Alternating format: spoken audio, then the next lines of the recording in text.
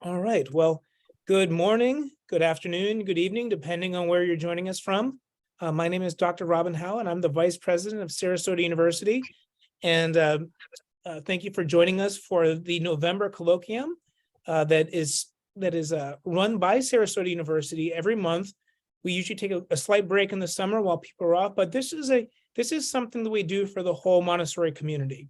And so we look for people that are either Montessori educators, influencers in Montessori, or people that just serve a similar purpose to Montessori that we want to bring to the whole Montessori community. So this is not something that's only intended for our Sarasota University community, but for people throughout. So if this is your first time joining us, welcome. We invite you to get to reach out to us to learn more about Sarasota University, our colloquia, and so we thank you for being here. Today, we have a very special guest that, while I would usually be the person introducing, I've asked my colleague, my stepfather, in fact, Tim Selden, to do the formal introduction to our guest this month, Dr. Riane Eisler. And so without sort of going on any longer, I would like to ask Tim Selden, president of the Montessori Foundation, to give a formal introduction to our guest, Riane. And Riane, I will say this again at the very end, but we are so pleased to have you. And thank you so much for joining us. And for those of you who are joining us, congratulations to you for you're going to be, you have a really wonderful opportunity here. So Tim, with that, I pass it to you. Thank you, Robin. I'm going to make it an informal, formal introduction because Sarasota University is founded on the principles of mastery learning, Montessori education, and partnership systems. Those three things together have created in this university something very unique, very special. And part of it is the theory of bringing Montessori as a way of life to the practice of being a small but growing university. Riane Eisler is known to many people as an author, as an advocate for women's rights. If you would mute yourself until you're ready to speak would be great. Thanks. She is the author of many books, some of which have been bestsellers. She's best known perhaps for The Chalice and the Blade, which is, I don't even remember what year it was published, but it has gone through, I believe, 39 different publications just in the United States. It's been translated to scores of languages around the world. Riane Eisler has addressed, major groups, including the United Nations. She is a truly significant meta-historian, meta-thinker. Her books include The Real Wealth of Nations, which, for those of you who are involved in education, is about the importance of the caring economy and people who are in the helping professions, such as educators, doctors, nurses, mental health professionals, so forth. Riane is also the author of Tomorrow's Children, a blueprint for partnership education in the 21st century.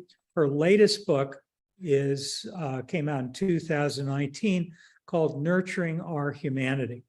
Tonight, we asked Riane if she would speak to us in the very brief amount of time that we have tonight, just a glimpse into her concept of partnership education and the Montessori way. Riane would be the first to tell you that she's not a Montessori educator. She was a Montessori mom. She's been a Montessori grandmother. She is a fan of Montessori, and she has worked very closely with the Montessori Foundation and the International Montessori Council over the last 20 years. I think that those who are Montessori educators will find in her work both a reaffirmation of what we know in Montessori and something that goes further than any of our thinkers have gone. She really ties many things together, and she suggests possibilities for extending our curriculum in areas that Maria Montessori and Mario Montessori, senior and junior, hinted at in the cosmic studies, but really no one has fleshed it out like Riane has, and there's so much more to be done. So without any further ado, Riane, may I please hand it over to you? Well, thank you, Tim, and welcome everybody. I'm delighted to be with you. And by the way, The Chalice and the Blade is actually in its 56th, I think, US printing. And it was just translated again into Spanish by a actually Spanish publication house. And it was really caused something of a media firestorm there. In terms of interviews and what have you. So it is what they call in the trade an evergreen, whatever that means. But I am very, very committed to what I think you all are, which is really helping young people not only survive and thrive, but create a better world. And I think that this is an urgent need right now, perhaps more urgent than ever before, because I don't have to tell you the kinds of challenges, climate change, nuclear or biological warfare, and economic and social transition, really, and technological transition that is rapidly altering and challenging so many things that were once givens. So how do we best prepare young people to really not only survive and thrive in this world of tomorrow's children, but to help shape it? And I look at education from a very much of a systems approach, as does Maria Montessori, as does the Montessori Foundation. And I would like to actually invite you, Tim and Robin, to interject, because we've had a few conversations about what is really a developing roadmap to a certificate program that can eventually be part of a master's program. And I want to emphasize something, which is for those of you who are Montessori educators, we're not talking about replacing. We're talking about augmenting Montessori education. And I think that this is an important point, because already, and maybe Tim, you can show at a certain point the tapestry that was adapted from Tomorrow's Children for use by Montessori educators.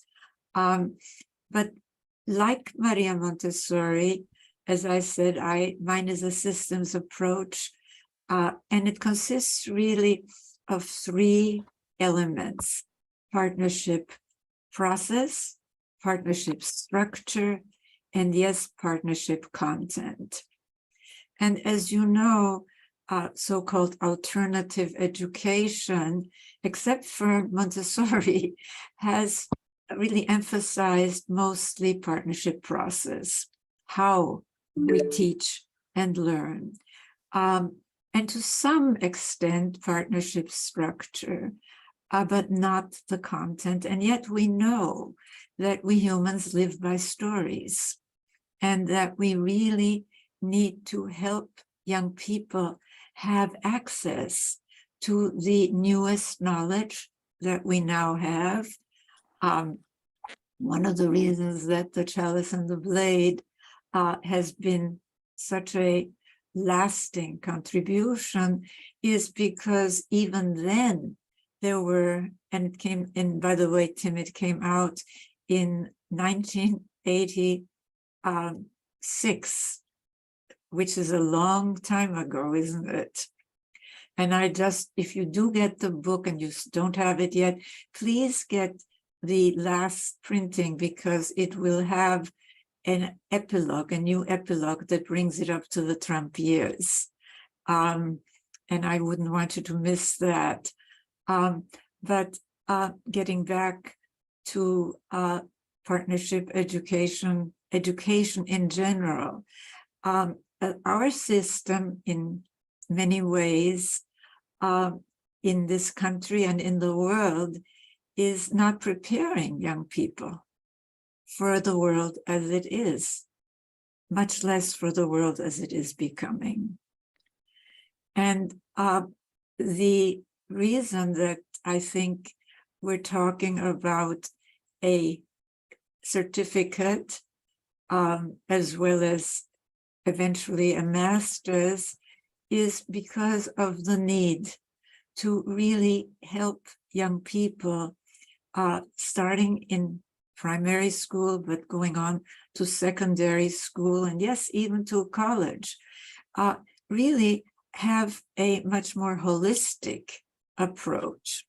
And one of the things that distinguishes my approach is a holistic analysis of society, what I call the partnership domination social scale.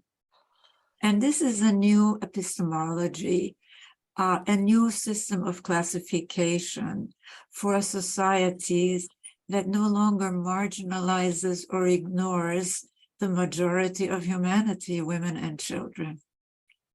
Because as I discovered years ago, so much of what we are still taught as important knowledge and truths has very little. I mean, it's beginning to change at a snail's pace in higher education, but so much, I realized that so much of, in all my years of higher education, there had been hardly anything about, by, and for people like me, women, and children were only mentioned in passing.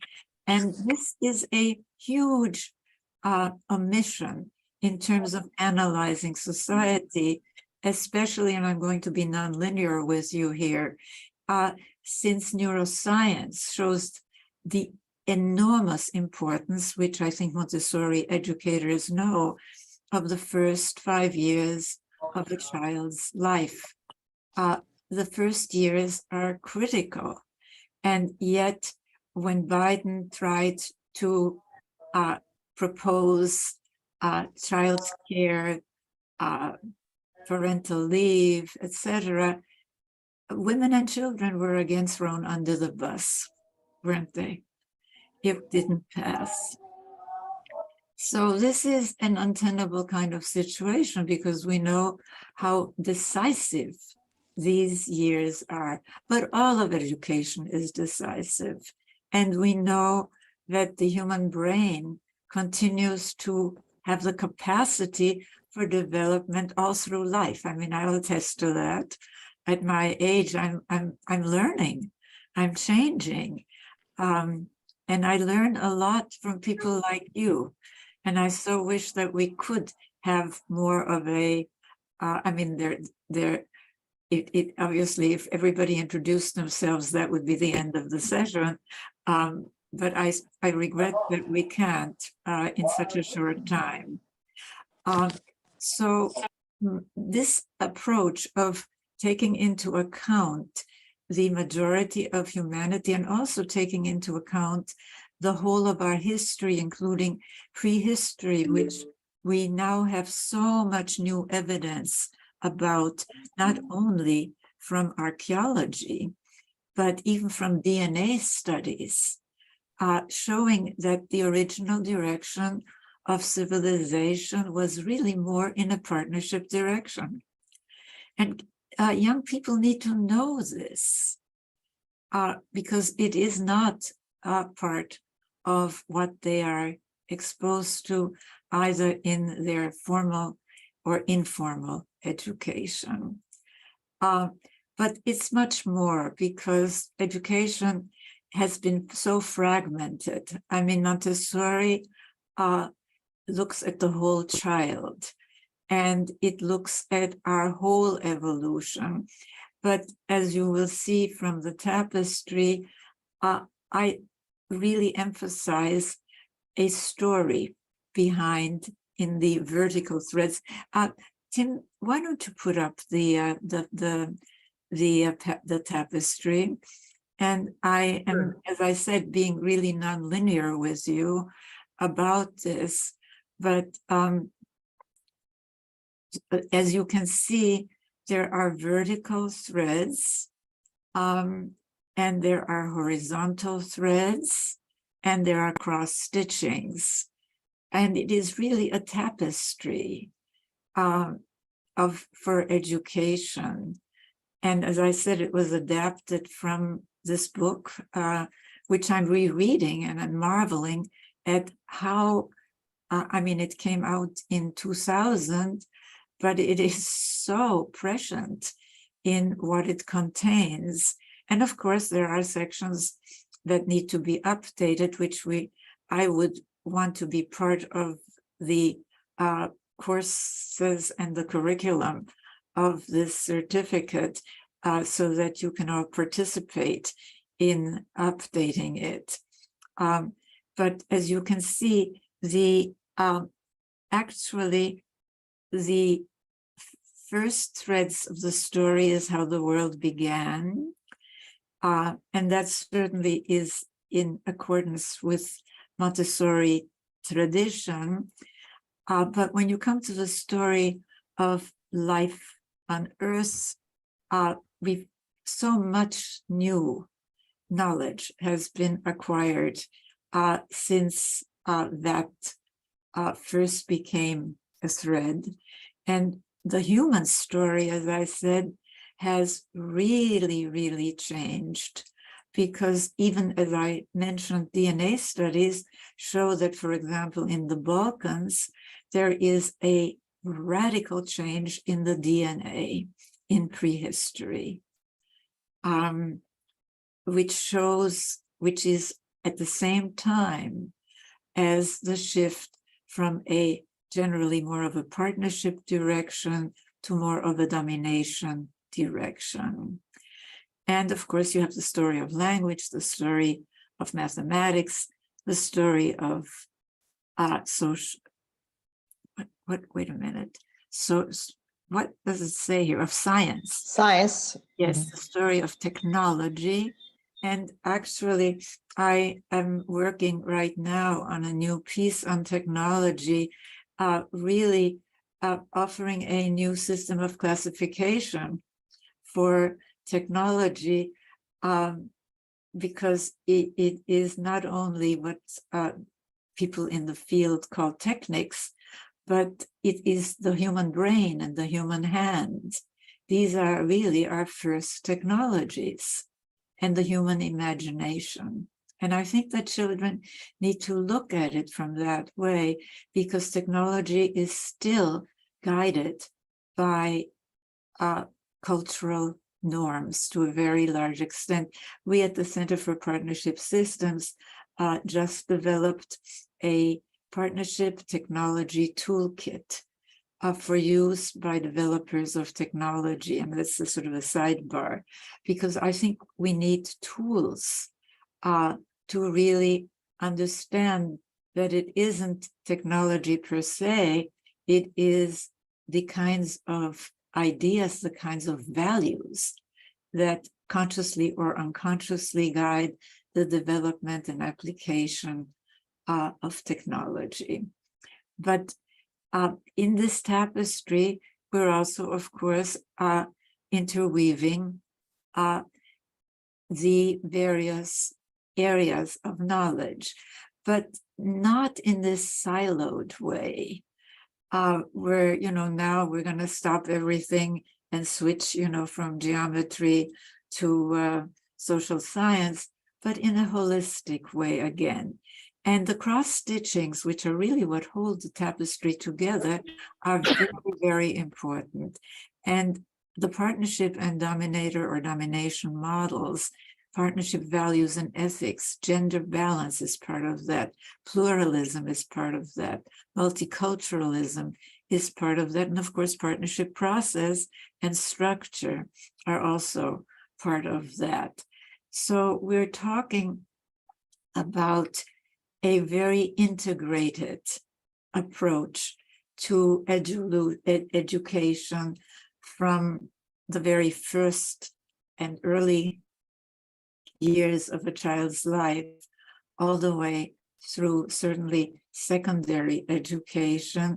And I would say that even going, because some of the materials in Tomorrow's Children, as you will see, are really can be used for universities. For example, there's a section on the humanities and pointing out how strange it is that what we taught as humanities in in classical education really is focused on a very small percentage of the male population.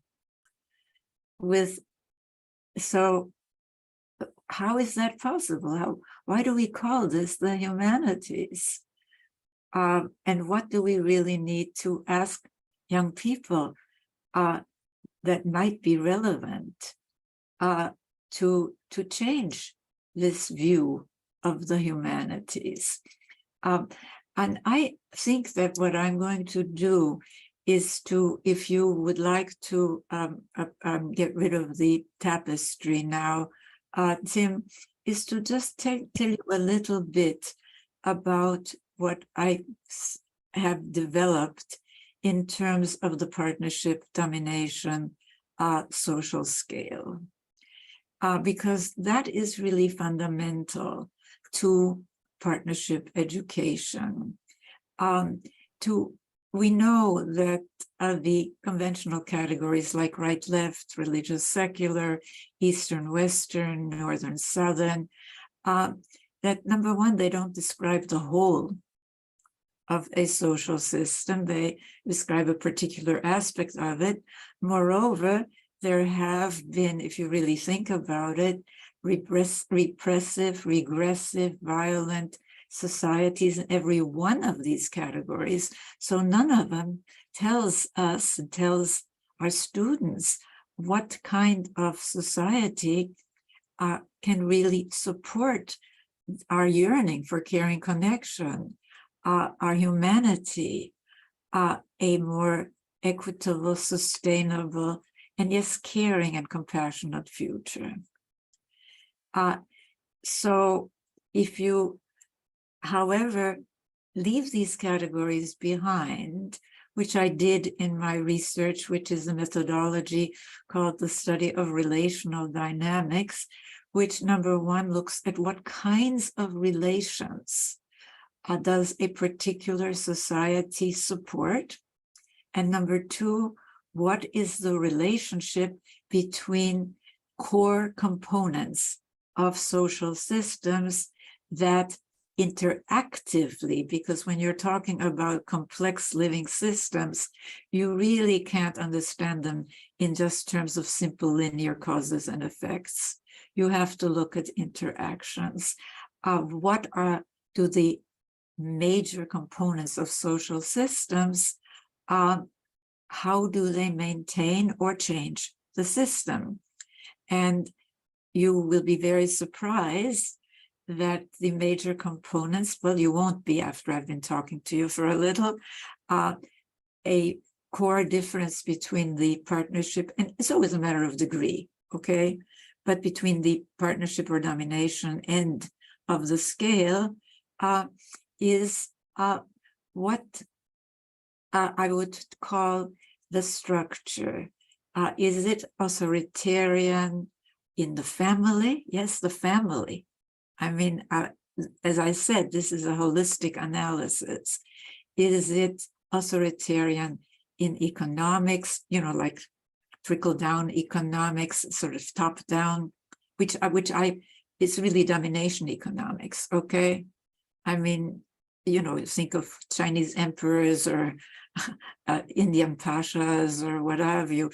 It's very, I mean, it's a very familiar economics, like trickle-down economics, which is obscene, of course, but it makes you think of old feudal times when those on bottom were to content themselves, right, with the scraps dropping from the opulent tables of those on top. So, and social. So that's the first component. Is it more equitable, more democratic, or more authoritarian? That's the first element. The second element, lo and behold, has to do with gender.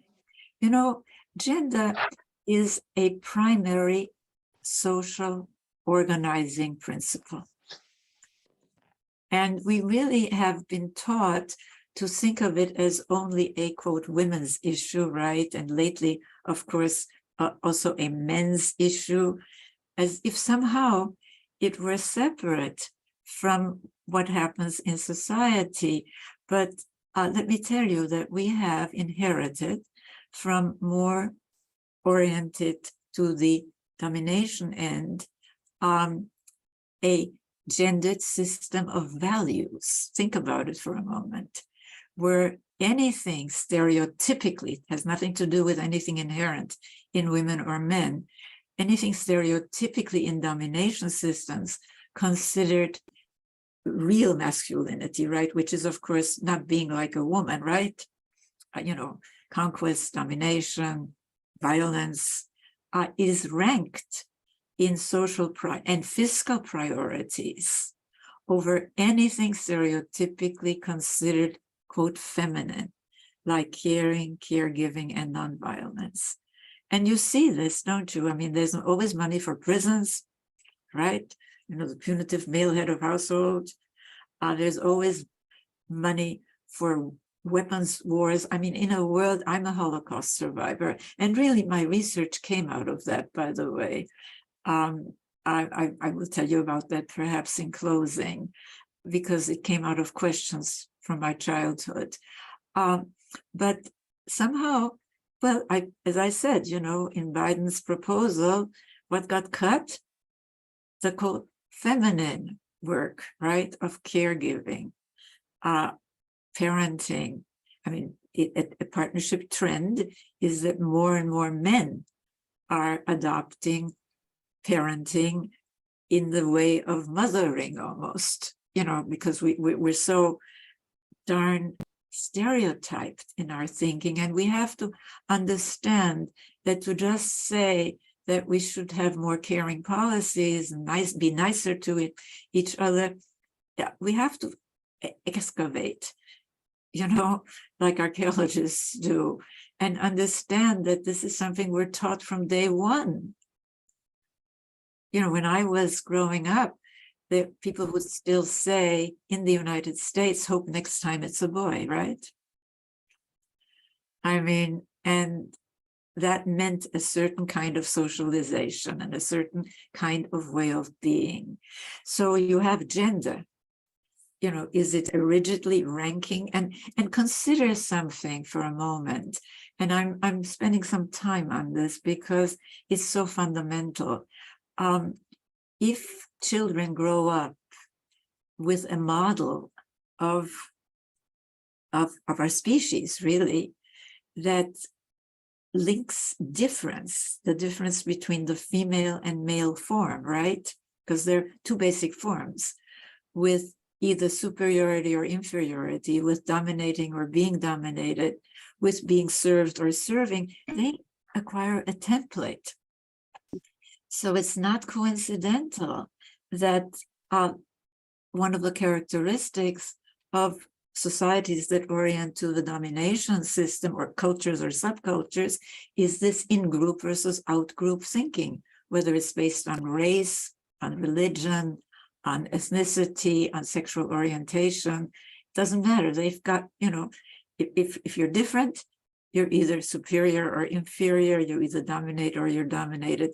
It's all connected. And of course, violence and abuse are built into domination systems. Not that partnership systems are completely violence and abuse free, but it doesn't have to be built into the society to maintain these rigid rankings. And of course, story and language. Very different, because what we have been taught is like the caveman cartoon, right? You know, in one hand, he's got a weapon, a club. With the other hand, he's dragging a woman by the hair. So what's the message before children's brains, much less their critical faculties, are fully formed? Violence, injustice, male dominance, that's just human nature, right? Well, that's not true. And young people are entitled to learn about the evidence that disputes and disproves this.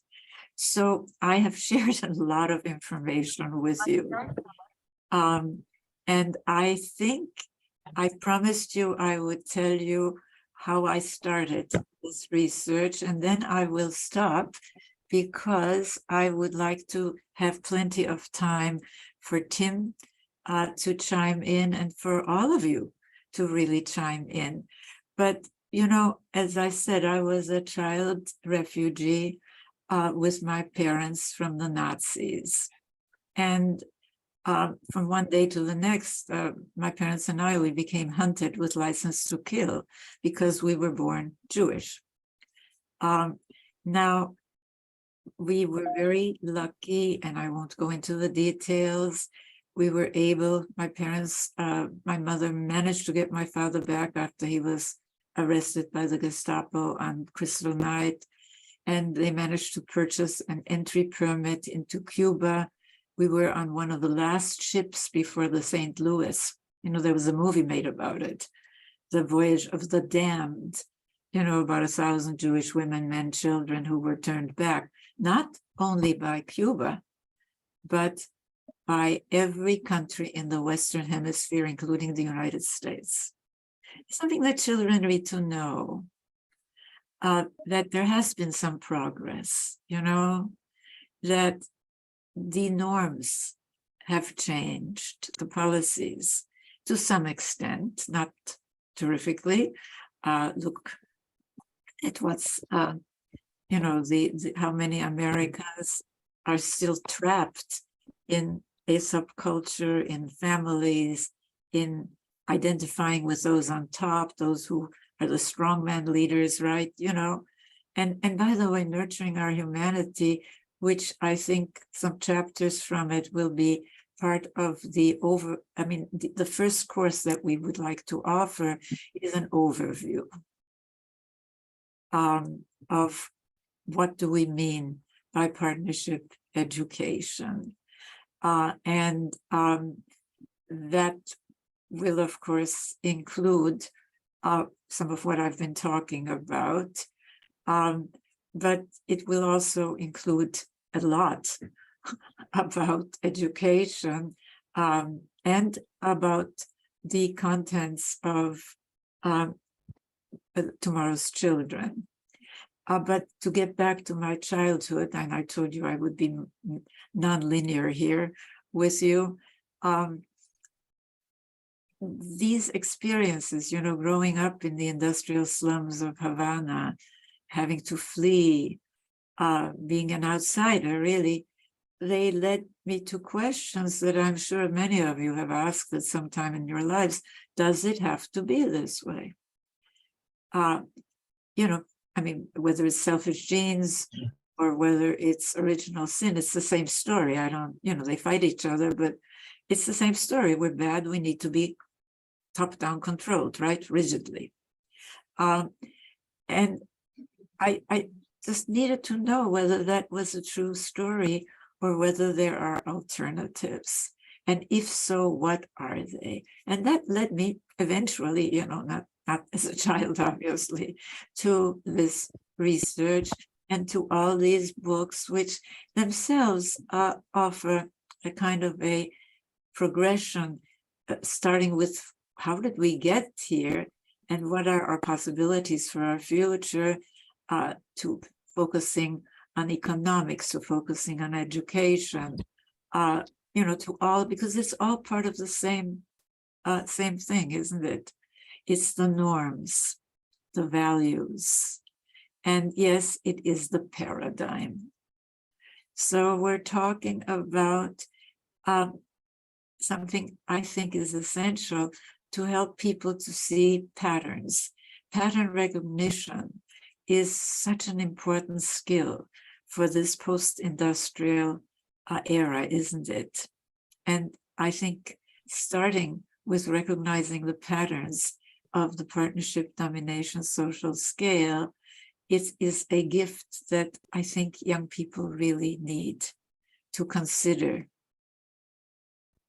as an alternative to these really categories that fragment our consciousness. A colleague of mine calls the conventional categories right, left, religious, secular, Eastern, Western, Northern, Southern, weapons of mass distraction. And they have been.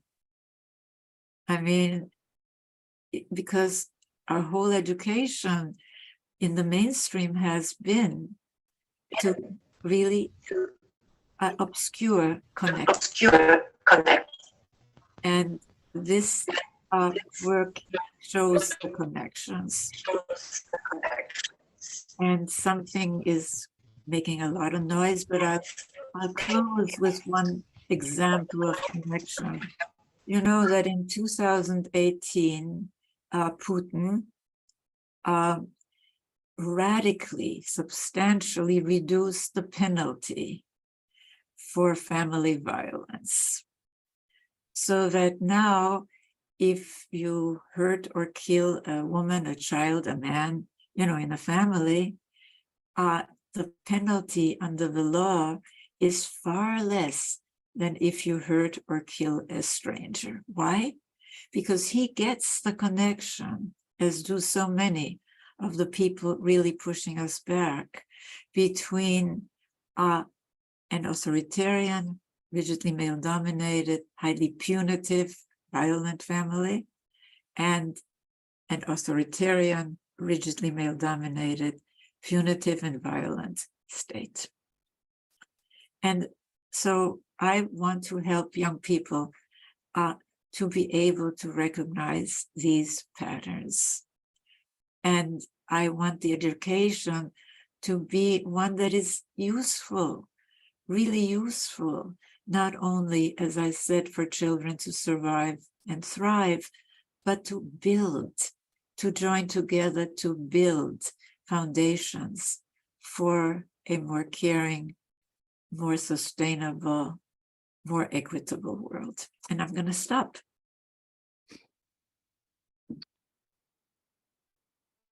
All right, awesome. Thank you so much, Dr. Riane. We have some questions that have come in. Good. But before we get to questions, and so I want to open it up to everybody, but for those of you who got here late, I was, talking about, Tim Selden's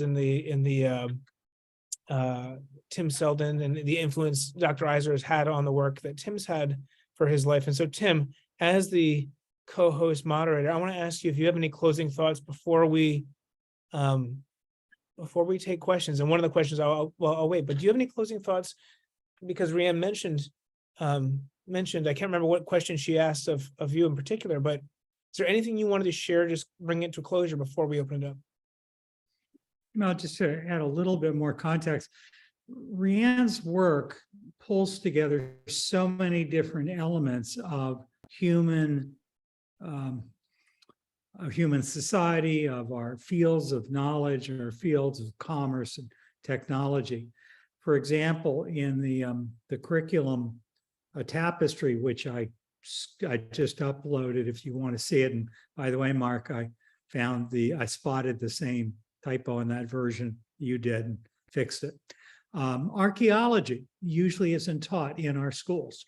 And yet archaeology is what gives the evidence behind what really Montessori said. She was trained as an anthropologist and a physician and a social scientist, as you know, an anthropologist.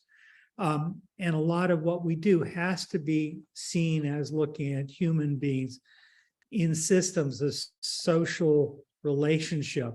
And the question of genetics. I mean, again, neurobiology is beginning to give us confirmation of what Maria Montessori told us from her observations and her intuition. Now MRIs are showing us that it's true.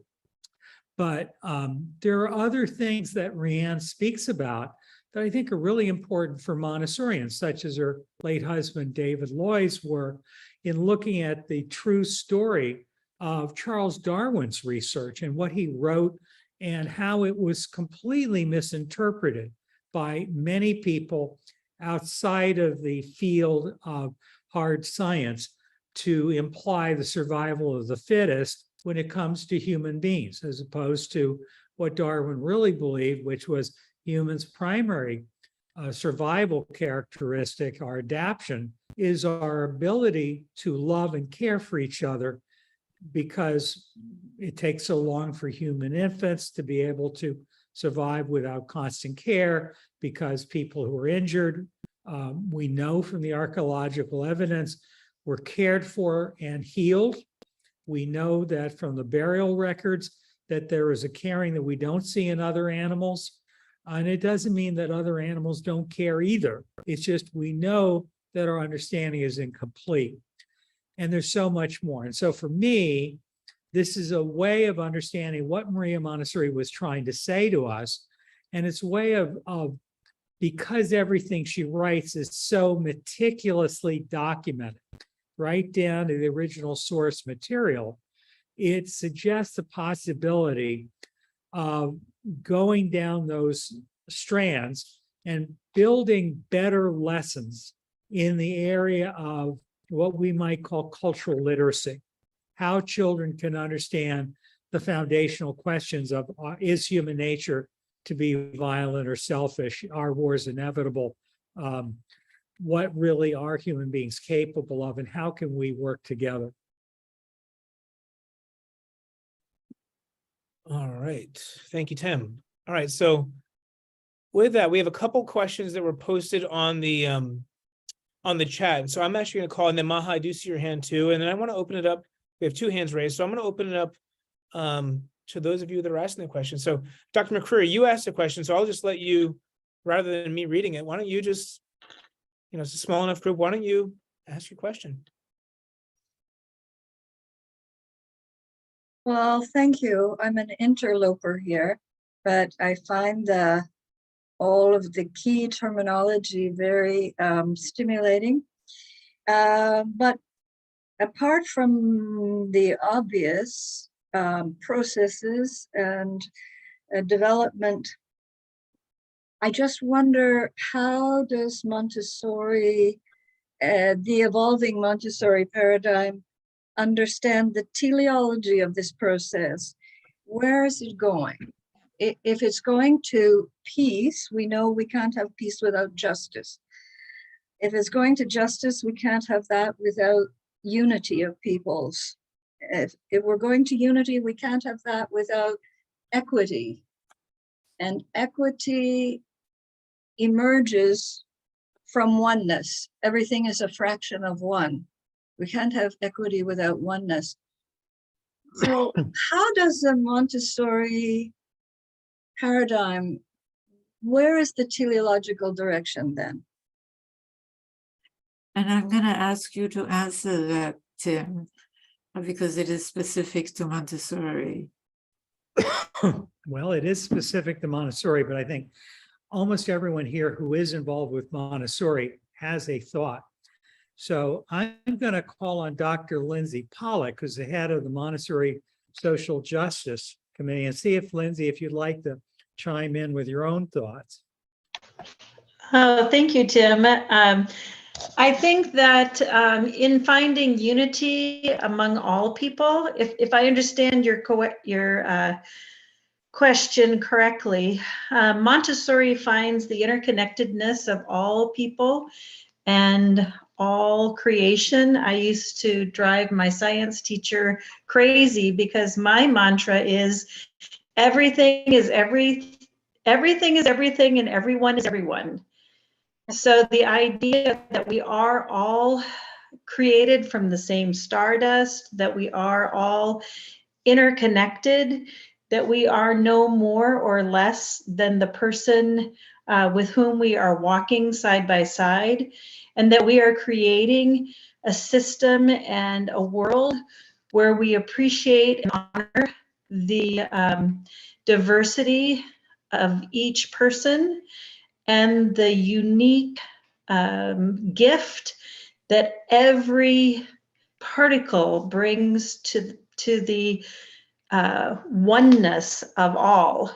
I don't know that I hope I'm making sense in what I'm saying, but I believe that in Montessori, we have a unique perspective of finding those intersectionalities among people, among ideals and philosophies and approaches to living that honor and respect one another.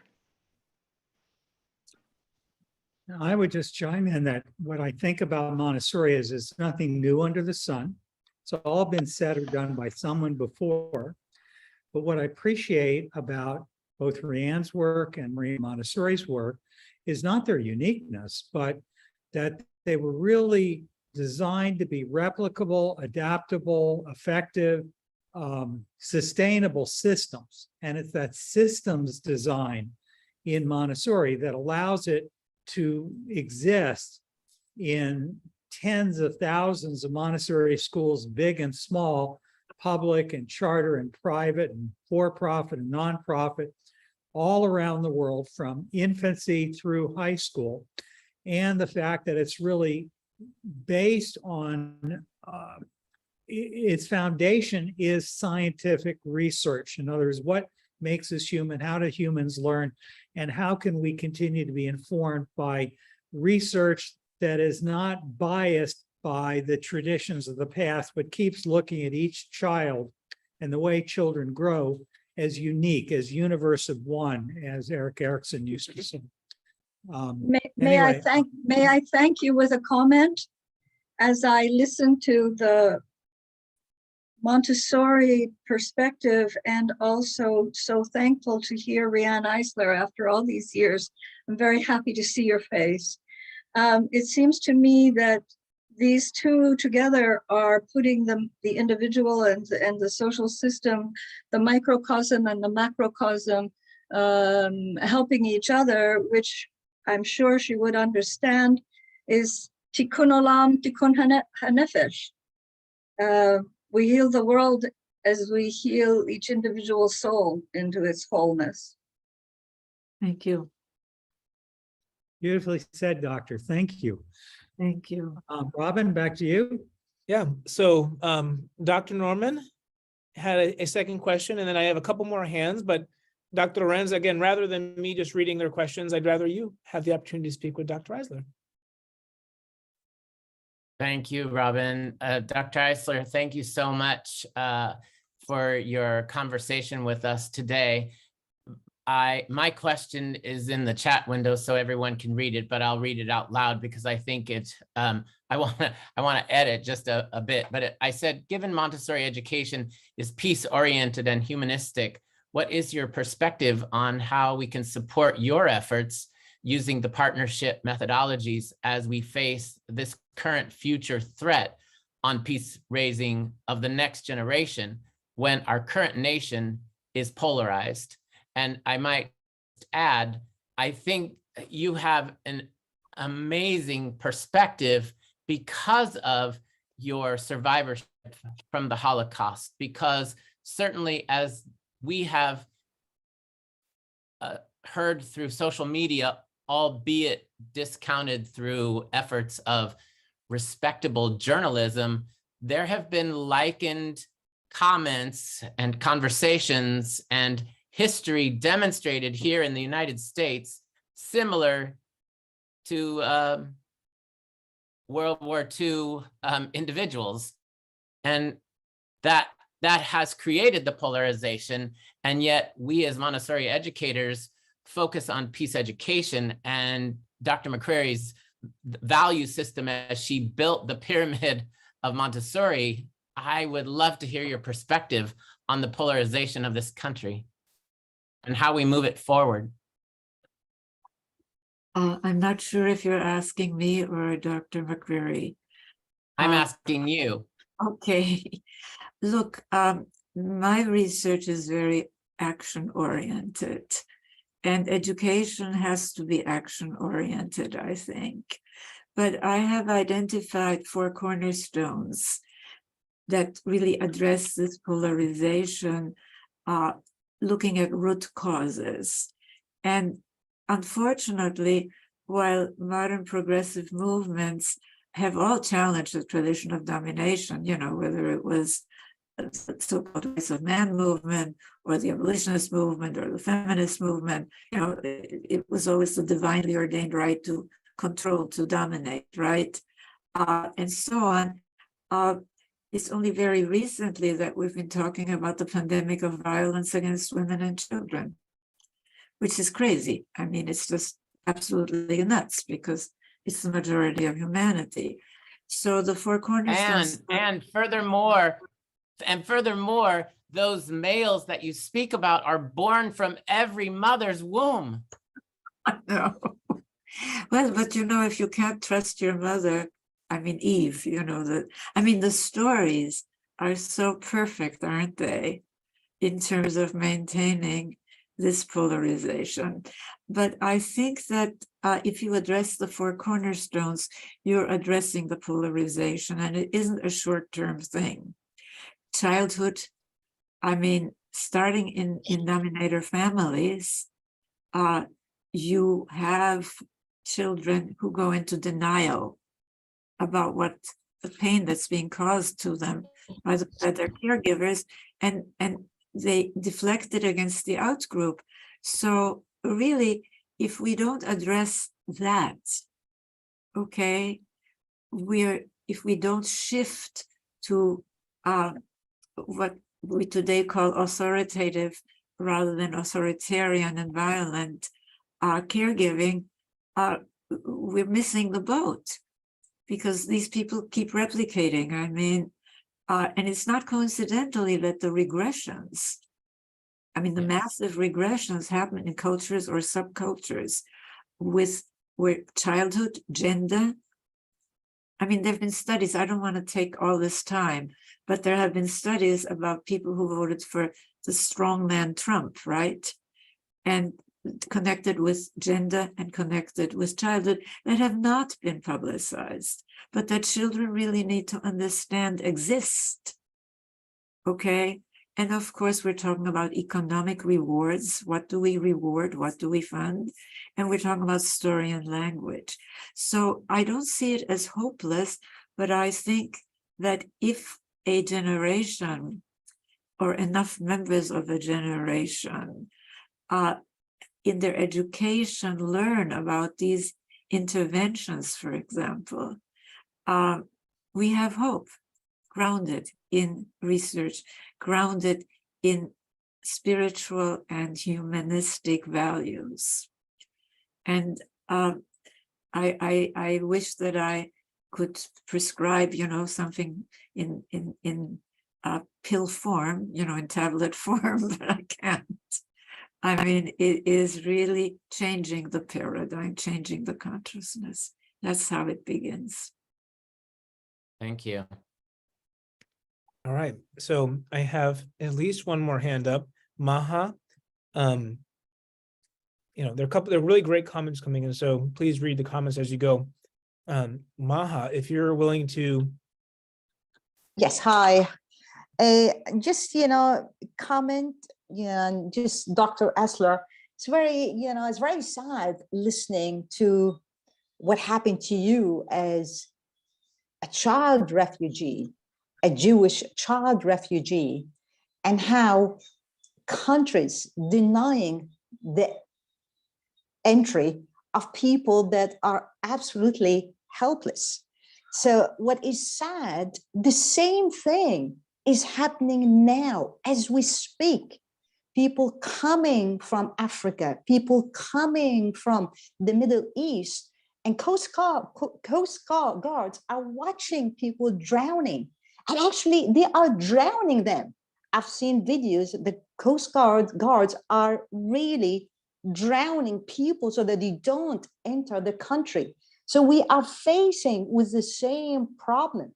How many years later we are facing with the same problem? And what is sad, the double standards that we are facing, talking about Syrian refugees, because I've been working with them for the last 6 years. So I know so much about them, about their dilemma. When the war happened and Ukraine refugees came out, it was shocking to listen to reporters saying, wow, people look like us. blonde hair and blue eyes. So those are refugees that they can relate to. And the more important than the people that don't look like them and they cannot relate to them.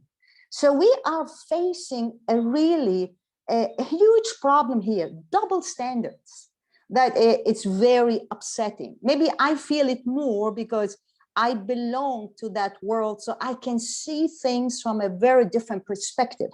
So, I just, want to share that with everyone. And, what's also very upsetting, the corrupt regimes in those countries are kept by whom? So to tell you guys, If America wants Bashar al-Assad to go, he would be gone. If America wants Sisi in Egypt to go, he will be gone. But America is keeping those corrupt people there because they give them access to the country, to the resources, to everything. And who's suffering? The people that at the end have no choice but to leave their country and become refugees and get killed. So, I'm sorry, I get a little bit emotional when I talk about it because I feel it very much because I live with those people and I just feel their pain. And I feel that it's very important that you representing the West to hear it, because it's not always clear to get that point through the media. The media is not clear when they share any information. And that's it. Thank you, guys. Thank you, Maha. Yeah, and a lot of stuff we could go down on that one. So it is 7:02. Cheryl, I would like to ask if you would, Cheryl raised her hand, Cheryl Morris, if you would want to ask your question, and then following this question, I will make sure that we have access to more questions in future discussion, and then just some closing remarks. So Cheryl, would you like to unmute and share or ask? Yes, hello. And hello to Riane Eisler. When I was reading your books, you very kindly answered many of my queries, and I found that absolutely wonderful. I didn't expect that, but it really meant a lot to me. So I wrote over in the chat, I was first introduced to Riane listening to meetings with remarkable educators. It was a podcast of holistic educators. And so then I read The Chalice and the Blade, The Real Wealth of Nations, Sacred Pleasure, Tomorrow's Children, and I think another one in there. But all that led me to study systems and systems change. So no small influence is Riane Eisler on me. One element of systems change requires us to not work in silos. It's my belief that more progress would be made if all holistic educators work together. Dr. Ulka Josie Hansen's The Future of Smart is the most recent book I've read that speaks to this. And I just wanted everybody to know that I mean peace to everybody. I am not trying to be a burr in anybody's soup. It's just that sometimes when I hear people speak about wholeness, and then they don't listen to other educators, it's problematic for me. And I'll leave it at that. Thank you very much. Well, thank you. Yes, thank you, Cheryl. All right. Well, let me share a couple things with you all. So first of all, I want to thank those of you who came. I know it's almost Thanksgiving time for those of you in the United States. For many of you, it's still a Wednesday evening or possibly a Thursday morning. And with so many people being educators, it's a really busy time period. So first of all, thank you to those of you who attended tonight. I also want to thank Tim Selden for moderating tonight's colloquium. And of course, I want to welcome our guest this month, Dr. Riane Eisler, who, for those of you familiar with her work, you know how much of a wonderful opportunity this is. For those of you just being introduced to her work, I think that you'll look back on this and be able to think, wow, that was what a wonderful experience that was to be able to hear from her in particular about the work that she's done. So Dr. Eisler, I thank you on behalf of Sarasota University and everybody that attended. I also wanted to share that Dr. Eisler mentioned a couple times certificates and master's degree programs, and we actually have some members of the Sarasota University community here today. And so this is something that's brand new, that we are working on developing a certificate in partnership education at Sarasota University. It is not complete yet. It is not started yet, but it's something we're developing and we're very excited about. Sarasota University is starting a new chapter of its own existence. And so we're looking at ways to integrate partnership education into our programs. And so we've been talking with Dr. Eisler, and that is in process. So we're really excited about that and hope to have that launched sooner than later. So we're really happy about that.